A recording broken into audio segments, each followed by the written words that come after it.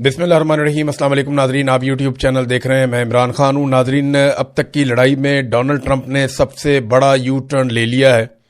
Donald Trump نے کہا کیا؟ دیکھیں، پہلے ڈونلڈ ٹرمپ نے یہ کہا تھا کہ 48 گھنٹے کے اندر اگر ایران نے آبنائے ہرمز کو نہیں کھولا تو امریکہ بہت ساری انرجی سائٹس کو تباہ کر دے گا، ایران کی وہ تنصیبات تباہ کر دے گا جس کے ذریعے سے پورے ایران میں بجلی، گیس اس کی فراہمی ہو رہی ہے، اور یہ بہت بڑا نقصان ہوگا۔ اس کے نتیجے میں ایران نے بھی واپس دھمکی لگائی تھی کہ ایران بھی بڑا شدید نقصان کرے گا۔ کچھ جو ڈاکومنٹڈ چیزیں سامنے آئی ہیں، میں پہلے آپ کے ساتھ شیئر کر دیتا ہوں، اس سے پہلے کہ میں آپ کو بتاؤں کہ ایران نے کیا کچھ کرنے کا دعویٰ کیا تھا۔ یہ کلیش رپورٹ ہے، یہ بتاتی ہے جناب کہ ایران نے ریٹیلیشن میں جن ٹارگٹس کو شارٹ لسٹ کیا تھا کہ ان کے اوپر اٹیک کرے گا، اس میں سعودی عرب میں 2 ٹارگٹ تھے۔ ایک ڈی سیلینیشن پلانٹ تھا جہاں پہ وہ پانی کو، سمندر کے پانی کو پینے کے قابل بناتے ہیں، یہ راس الخیر میں۔ اس کے علاوہ پاور سٹیشن تھا اور ایک واٹر پلانٹ تھا الشعیبہ میں، اور اس کے بعد UAE کے 2 ٹارگٹ تھے، ان کو بھی شارٹ لسٹ کیا تھا۔ ان میں ایک پینے کا پانی کا ایک پلانٹ تھا اور ایک نیوکلیئر پاور پلانٹ تھا برکا کا۔ پھر کویت کے اندر 2 شارٹ لسٹ کیے تھے ایران نے جن کے اوپر وہ اٹیک کر سکتا تھا، الزور اور نارتھ الزور، یہ ایک پاور پلانٹ ہے اور دوسرا ڈی سیلینیشن کمپلیکس ہے جہاں پہ پینے کا پانی تیار کیا جاتا ہے۔ جارڈن، اردن میں بھی 2 ہی انہوں نے، دونوں پاور پلانٹ تھے اردن کے، جن دونوں کو نشانہ بنانے کا جو ہے وہ معاملہ سامنے آیا تھا۔ پھر بحرین کے اندر 2 ٹارگٹ تھے، قطر کے اندر 2 ٹارگٹ تھے اسی طرح سے۔ تو یہ ایران کے ٹارگٹ تھے جو ایران کرنے جا رہا تھا۔ اس کے بعد پھر ایران نے ایک اور بھی تنبیہ کی تھی، ایک وارننگ جاری کی تھی کہ اگر جزیروں کے اوپر حملہ کیا گیا، ایران کے پاس جزیرے بھی ہیں نا، اگر جزائر کے اوپر حملہ کیا گیا تو تمام آبی رستوں میں بارودی سرنگیں بھی بچھا دیں گے۔ ایران نے یہ بھی کہا تھا کہ اگر جس ملک سے اٹیک کیا جائے گا جزیروں کے اوپر، اس ملک کو اس کی قیمت چکانی پڑے گی۔ خاص طور پہ UAE کے لیے ایران نے ایک وارننگ جاری کی تھی، جو میں نے آپ کو پہلے بتایا تھا کہ راس الخیمہ جو ان کا پورا شہر ہے اس کو جو ہے وہ اٹیک کر سکتے ہیں۔ یہ ایرانیوں نے اس کا اشارہ دے دیا تھا، کہہ دیا تھا، باقاعدہ اناؤنسمنٹ ہو گئی تھی۔ اور اب انہوں نے یہ کہا کہ اگر امریکہ ایسا کرتا ہے اور جزیروں کے اوپر حملہ کیا جاتا ہے تو تمام آبی رستوں میں بارودی سرنگیں ہم بچھا دیں گے۔ پھر یہاں سے، یعنی پانی کے اندر سے بارودی سرنگیں اٹھانا اتنا آسان نہیں ہوتا، یہ بہت مشکل کام ہے اور اس میں کئی مہینے لگ جانے تھے، اور پوری دنیا کے اندر تیل کی ایسی قلت پیدا ہونی تھی کہ عالمی منڈی بگاڑ پیدا ہو جانا تھا ایک بہت بڑا، اور ابھی بھی پیدا ہو چکا ہے۔ تیل کی قیمتیں لگاتار بڑھتی چلی جا رہی ہیں۔ اب ٹرمپ نے جو سٹیٹمنٹ دیا، پہلے آپ وہ سٹیٹمنٹ دیکھیں، پھر میں آپ کو بتاتا ہوں ٹرمپ نے یہ بیان دیا کیوں، یہ یو ٹرن ٹرمپ کو کیوں لینا پڑا۔ ڈونلڈ ٹرمپ نے کہا ہے کہ مشرق وسطیٰ کے تنازع کے مکمل اور جامع حل کے حوالے سے تعمیری بات چیت ہوئی ہے۔ انہوں نے کہا کہ وہ ایران کے بجلی گھروں اور توانائی کی تنصیبات پر، بلکہ ایران میں تمام حملوں کو 5 روز کے لیے مؤخر کر رہے ہیں۔ یعنی ایک طرح سے ڈونلڈ ٹرمپ نے 5 دن کی جنگ بندی کا اعلان کیا ہے۔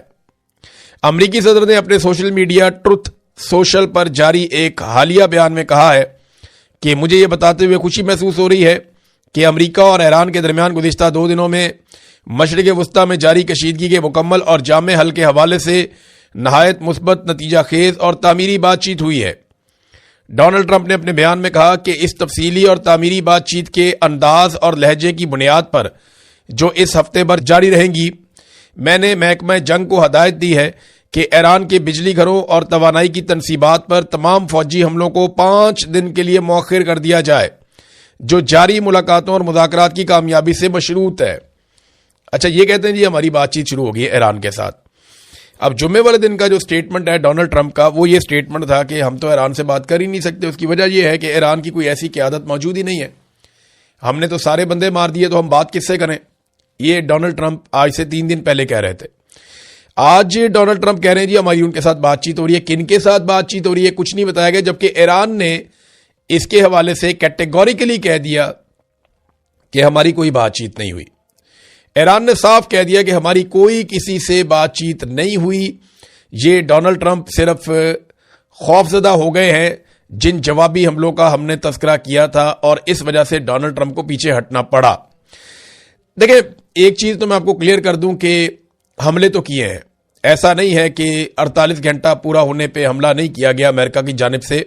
امریکہ نے اور اسرائیل نے توانائی کے انفراسٹرکچر پہ حملے کیے ہیں.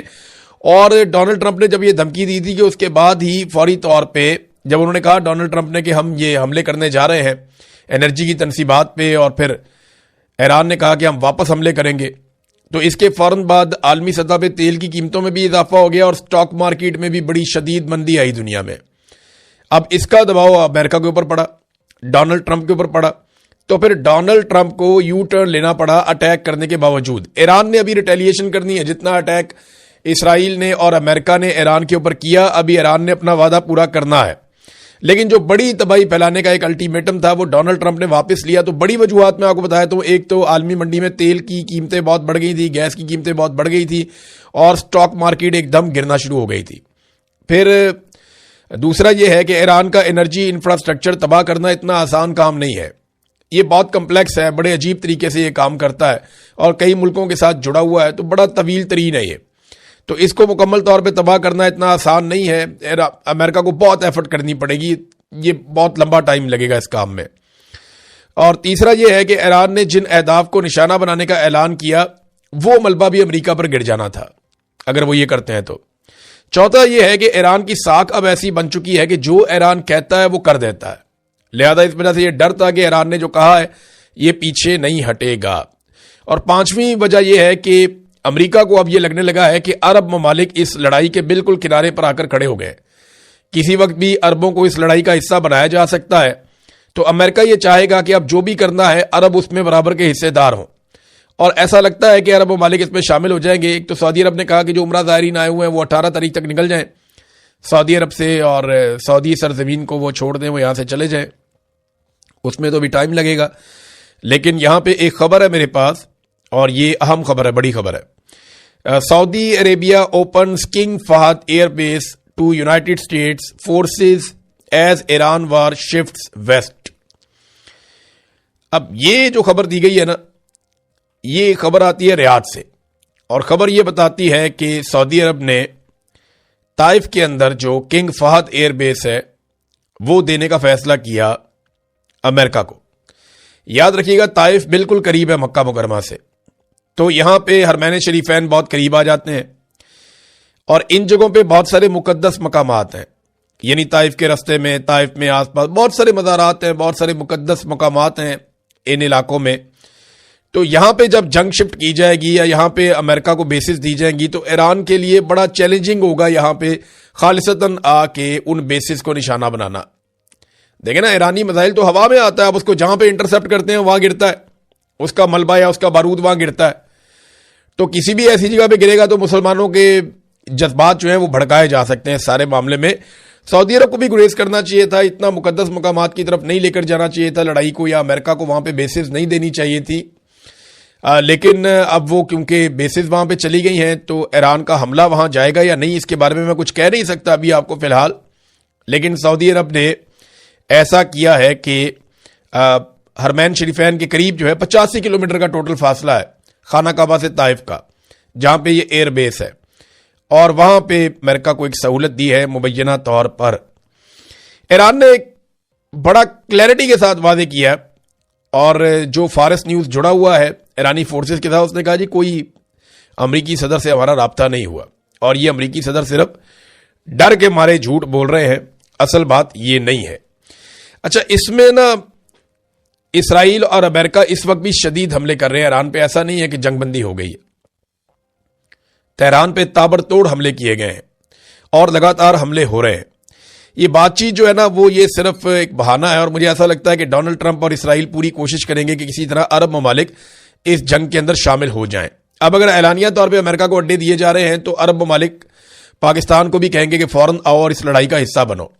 پاکستان سعودی عرب جا کے وہاں سے اس لڑائی کا حصہ بنے گا، یا پاکستان اپنی سرحدوں سے بھی ایران کے لیے مشکلات پیدا کرے گا، اس کے بارے میں ہم نہیں جانتے. روس نے ایک بڑا اہم معاملہ اٹھایا ہے اس وقت، اور روس نے امریکہ سے بات بھی کی ہے کہ اسرائیل کی جانب سے بوشہر نیوکلیئر پلانٹ کے قریب جو اٹیک کیا گیا، جس کے بدلے میں ڈیمونا نیوکلیئر پاور پلانٹ کے قریب ایران نے اٹیک کیا تھا. ایران نے لگ بھگ کوئی 8 کلومیٹر دور کیا تھا، اسرائیل نے کافی قریب اٹیک کیا بوشہر میں، جو نیوکلیئر تنصیبات ہیں ان کے پاور پلانٹ ہے وہاں پہ، وہاں رشین کام بھی کرتے ہیں. تو رشیا نے خبردار کیا کہ یہ انتہائی درجے کی غیر ذمہ داری ہے اور یہ انتہائی خطرناک بمباری کی گئی ہے، اس سے ریڈیشن ہو سکتی ہے، اور انہوں نے اپنے تحفظات بتائے۔ یہ الجزیرہ کی ایک خبر ہے، اس کے مطابق رشیا نے امریکہ کو کہا کہ یہ آگ سے کھیلنے والا کام ہے اور یہ اسرائیل کو امریکہ روکے یہ حرکت کرنے سے۔ امریکہ کا ناظرین ایک اور طیارہ گر کر تباہ ہو گیا۔ یہ کویت میں ایک امریکی فائٹر جیٹ گر گیا ہے۔ تو اب تک کی اطلاع کے مطابق جو دستیاب ڈیٹا ہے، امریکہ کے ٹوٹل 17 جیٹ طیارے یا ایئر فورس کے جہاز جو ہیں وہ گر کر تباہ ہو گئے ہیں۔ خراب ہونے والے 6 اس کے علاوہ ہیں اور باقی نقصان ان کا الگ سے ہو رہا ہے۔ تو یہ لڑائی تو ڈونلڈ ٹرمپ کے لیے ایک ڈراؤنا خواب بن گئی ہے۔ دیکھیں نا، اتنے تو جیٹ طیارے امریکہ کے افغانستان اور عراق کی اور لیبیا کی لڑائیوں میں تباہ نہیں ہوئے۔ تب یہ 1 مہینہ پورا نہیں ہوا ایران کے ساتھ، 1 مہینہ نہیں ہوا پورا اور اتنے سارے طیارے تباہ ہو گئے ہیں۔